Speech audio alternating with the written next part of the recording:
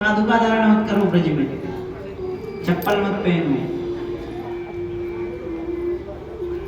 इतना त्याग नहीं हो सकता तो कम से कम वृंदावन में जाओ तो वृंदावन में चरण पादुका मत पहनो। इतना भी त्याग नहीं हो सकता तो जिस जगह जिस निवास पे आप रुके हो वहीं पे अपनी चरण पादुका उतार दो और वहां से जा भी जिस मंदिर में जाना है उसमें पैदल ही जाओ। जैसे ही ब्रज भूमि पर पैर रखो सबसे पहले ब्रज भूमि को प्रणाम करो और बिना किसी संशय के उस ब्रजरज को उठा करके अपने माथे लगाओ, ब्रजरज को प्रणाम करो।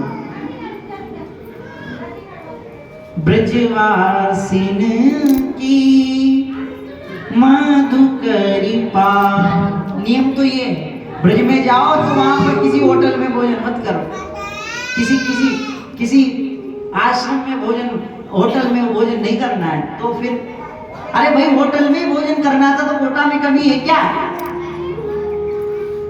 तपस्थली है। ठाकुर जी ने काई का तप किया? ठाकुर जी ने श्री राधा का तप किया।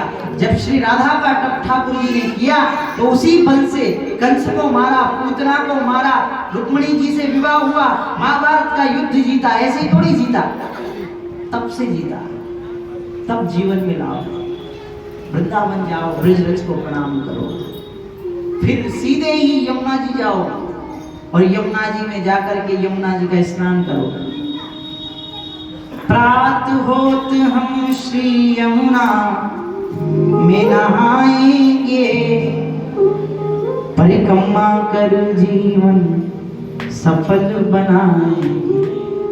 प्रातः उठते ही सीधा यमुना जी स्नान, यमुना स्नान के बाद श्री गोपेश्वर महादेव का दर्शन।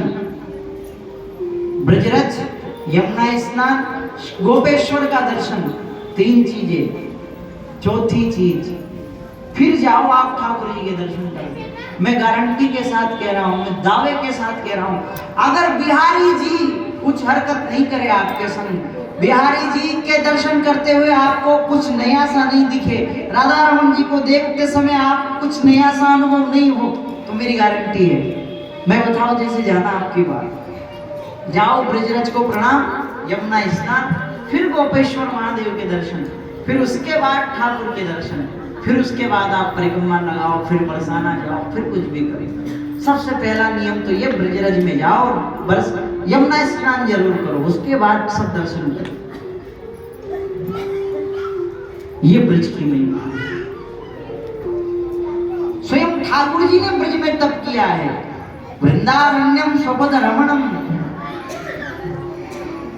वही यमुना जी। फिर ठाकुर जी की पत्नी बनी।